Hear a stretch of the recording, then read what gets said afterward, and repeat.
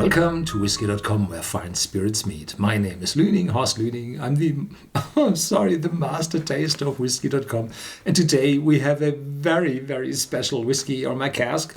This is the first single malt whiskey from the Einweg distillery from Iceland. I visited Iceland in 2016 and I visited the distillery, just opened then.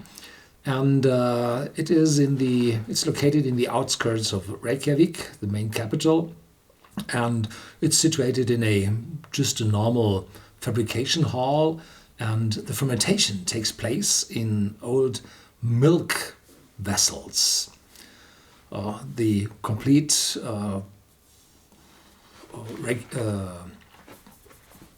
heating and processing and opening valves and closing of valves is done by a company which works in the field of robotics, and they also give the capital behind this Einweg distillery. So this is very much a thing between nature and modernity. And the specialty of this whiskey, I don't dare to tell you, is it's smoked. It's smoked above sheep poo. No, dung. Sorry, more scientific, please. So Iceland does not have mosses, no moors, no peat. So they need something to make their products last longer, and so they are using for drying the fire and the smoke from sheep dung. Yeah, that's typical. So if you eat some smoked fish in Iceland or ham or whatever, then it's smoked over sheep dung.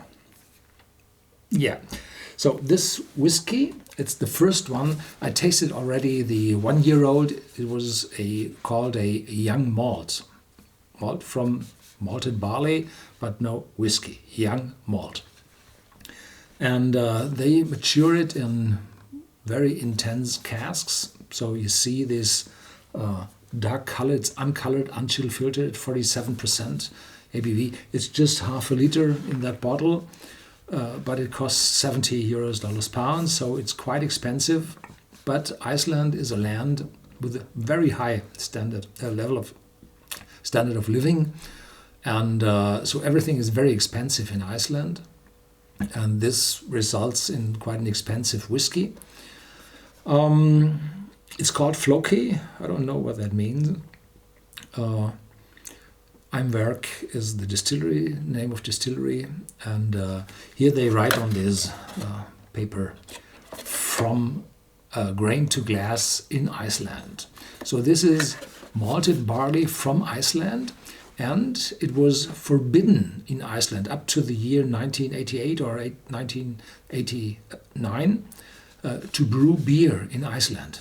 Completely forbidden because the barley was used for the fabrication of bread. It was needed for feeding the population. And then when contact to other islands, when the transportation became cheaper, then they opened the barley for other things. So they produce beer now. And this barley is sourced from local farmers for this Flóki whiskey. When I visited the distillery, I've seen industrial bags, with barley, and then the name of the farmer stood on it. So every batch has its own barley from Iceland, and that barley is very intense. Tja, that's it. Meh. Sheep dung. Well, the Icelanders have really a weird taste, so there is some shark, fermented shark. Oh, if you've smelled that, yeah. It's quite weird. The Icelanders like it. Well, I find it weird, not impossible, but different to what you're typically used to. So this was a very good experience for me traveling to Iceland in 2004. You get things to eat you've never would try it in your own country. No. So, yeah. So, but I avoided whale. No, I wouldn't eat that. But there was fowl. Yeah. So, yeah. Oh, man. Oh. A strong, smoky smell, but that's not the typical smell of peat, of burnt peat. No, this is more ash. Mm. Behind that, there's a little fruitiness, exotic fruitiness, whatever that is. Ash. And a little fresh cut grass.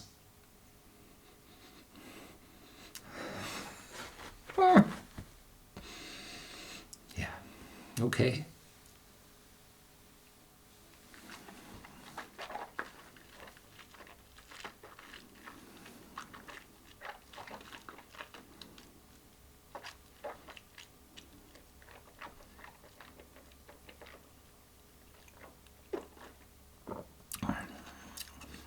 If you won't try, you won't learn anything.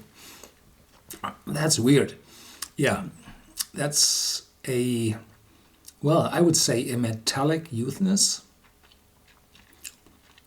hefty oak, citrus notes. If you drink that often, you get curls. Oh, yeah. Hefty. The aftertaste of a gone out fire. Probably volcanic ash. Oh, that smells really sulfur, something like that. No, normally it's completely burned up. It's too hot, so it smells really nothing. So it covers my mouth. The metallic youthness is still there. Would be interesting to see that 1, 5 or 8 years in the future. Very interesting, very different. That it's a whiskey, well, I would say 50% yes, 50% no. Definitely by law, it's a whiskey. It's made completely from malted barley in a single distillery, the Einberg distillery, with local ingredients. Yeah.